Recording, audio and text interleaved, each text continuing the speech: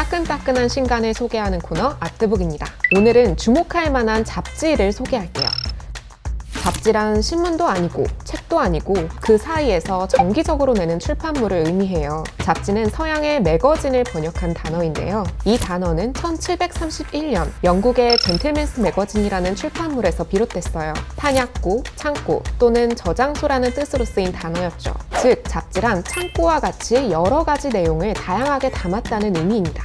우리나라 잡지의 시초는 1896년 11월에 독립협회가 창간한 대조선 독립협회 회보까지 거슬러 올라가요. 국민을 계몽하려는 목표와 민족주의 사상을 전파하려는 두 가지 목표로 발간됐어요. 지금은 이런 고리타분한 이유 말고도 자전거가 좋아서, 재밌는 읽을거리가 필요해서, 업계 소식을 알고 싶어서 등 다양한 이유로 엄청나게 많은 잡지가 출판시장에서 도전장을 내밀고 있어요. 2000년대 이후로는 온라인 웹진과 오프라인 잡지가 공생하면서 읽을거리 를 더욱 풍성하게 만들어주는데요. 최근에는 어떤 잡지가 나왔는지 알아볼까요?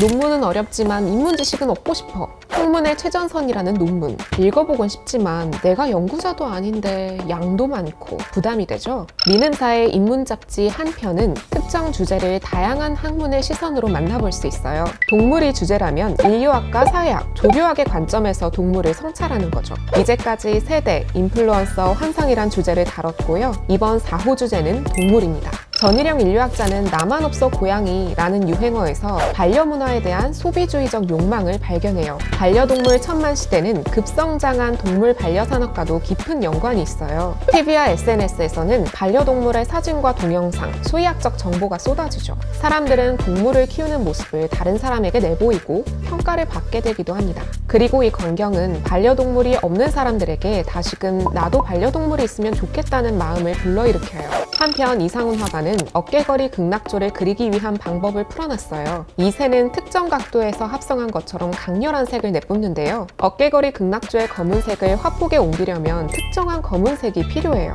예전에는 코끼리 상아를 으깨서 오랜 시간 가열해 아이보리 블랙을 만들어냈죠. 지금은 다행히 기술이 발달해 코끼리를 죽이지 않아도 강렬한 검은색을 만들어낼 수 있어요. 화가는 마음 놓고 매력적인 어깨거리 극락조를 그리기 시작합니다. 제조 기술의 발전이 동물을 그리려는 화가의 윤리도 지켜준 셈이죠. 이런 생각 해본 적 있나요? 철학적인 부분에서는 동물을 어떻게 사유할 수 있을까요? 벌거벗은 상태에서 고양이가 나를 본다면 나는 수치스러울까요? 우리가 먹는 소고기의 소는 무엇을 먹고 자랐을까요? 한 주제를 깊고 다양하게 정리한 글을 읽고 싶다면 한 편을 추천할게요. 한 편의 편집부는 기획 초반부터 필자의 성별이나 지역, 경력을 고르게 청탁하고 유명하고 권위 있는 교수님보다는 지금을 성찰하는 젊은 연구자의 글을 실으려고 한대요. 가벼운 분량에 4개월마다 한 번씩 발간되니 부담스럽지 않은 길이로 만나볼 수 있어요.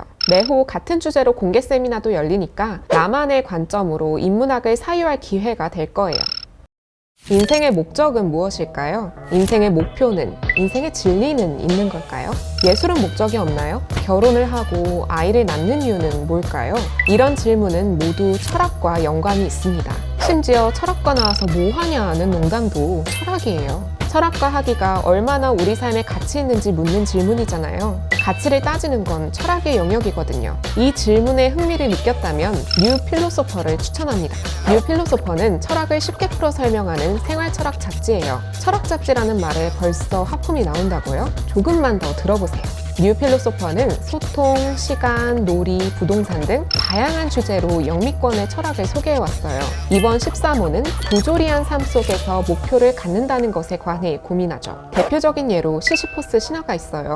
시시포스는 신을 속인 대가로 산 꼭대기까지 바위를 밀어 올리는 벌을 받아요. 아무리 애를 써도 바위는 다시 아래로 굴러떨어지고 시시포스는 영원히 바위를 굴리게 되죠. 알베르 카뮈는 여기서 목표에 대한 철학적 답을 찾아냅니다. 시시포스의 행동이야말로 인간이 얼마나 부조리한 상황에서 목적을 찾는 존재인지 잘 보여주는 예시라는 거죠.